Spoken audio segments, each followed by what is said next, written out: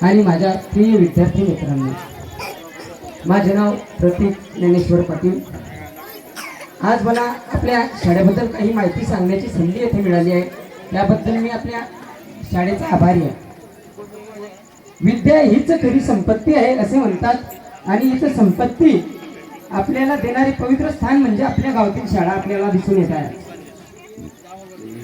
शाळा आली म्हणजे शाळेतील शिक्षक आले आणि शाळेतील शिक्षकांबद्दल काही माहिती द्यायची झाल्यास ते आपल्याला दिसून येत आहे। माहिती द्यायचं कामच नाही, कारण की त्यांचं जे काम आहे ते एक प्रामाणिकपणे आपल्या गावातील शाळेतील शिक्षक आपल्याला करून दाखवत आहे इथं।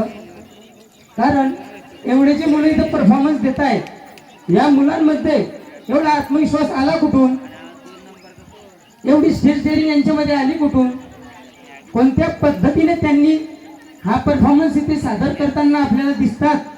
त्यांची प्रॅक्टिस घेणे, रोज रिहर्सल करणे, त्यांना टाइम देणे, त्याबद्दल शाळेच्या ऍक्टिव्हिटी चालवणे, शाळेच्या शिक्षणाबरोबरच वेगवेगळे मार्गदर्शन आणि ते वृंद अत्यंत कर्तव्यदक्ष आणि प्रेमळ आपल्याला इथे दिसत आहे।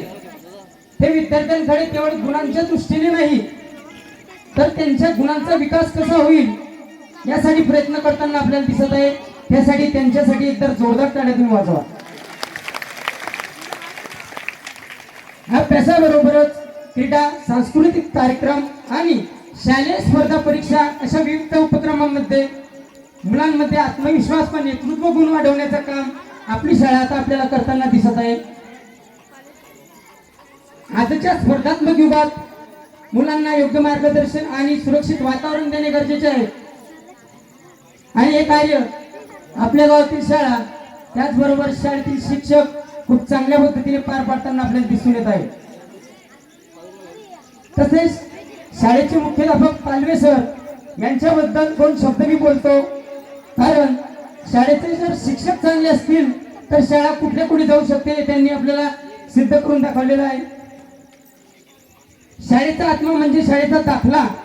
गावाच्या आर्थिक सहकार्याने जीर्ण व खराब झालेले दाखले या सर्वांचे लॅमिनेशन करून त्यांनी एक नवीन फोल्डर तयार केलं आहे, म्हणजे गावातील कोणत्याही व्यक्तीला केव्हाही त्याच्या आई वडिलांचा दाखला लागला तर एका मिनिटात ती उपलब्ध करून देतील। आणि सरांनी यावर्षी आपल्या गावातील शाळेमध्ये 5वीचा वर्ग चालू केलेला आहे, जो की नवीन।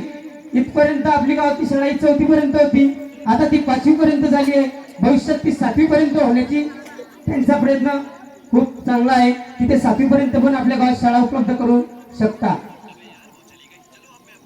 महत्वाचे म्हणजे नवोदय, 4थी स्कॉलरशिप आणि 5वी स्कॉलरशिप यांचे तास तो माणूस रविवारी येऊन इथे घेत आहे।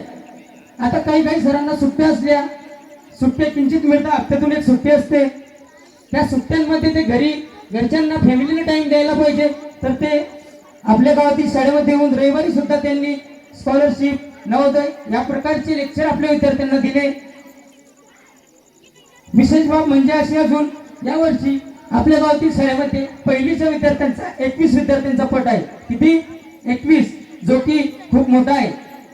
इंग्रजी माध्यमातील विद्यार्थी या 2 वर्षात आपल्या गावातील शाळेमध्ये दाखल झाले, कारण 15,000 रुपये भरून फक्त ABCD शिका। तसेच आपल्या शाळेचे विद्यार्थी गुणवत्ता हे आपल्याला चांगल्या प्रकारे दिसून येत आहे। जसे की आता मागच्या वर्षी झालेल्या नवोदय एक्झाम मध्ये जिल्ह्यामधून फक्त 70-75 मुलं सिलेक्ट होत असतात।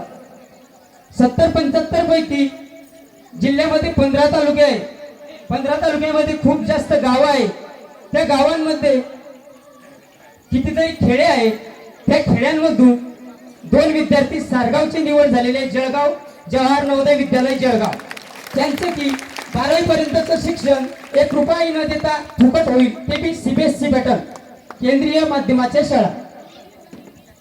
त्याचबरोबर स्कॉलरशिप मध्ये आपले विद्यार्थी यश मिळवताना आपल्याला दिसत आहे, म्हणजे विद्यार्थ्यांना शाळेबरोबर पुढच्या भविष्यात होणाऱ्या शालेय स्पर्धा परीक्षा, competitive exam, MPSC, UPSC, banking, सरळ सेवा, डॉक्टर, MBBS, इंजिनिअरिंग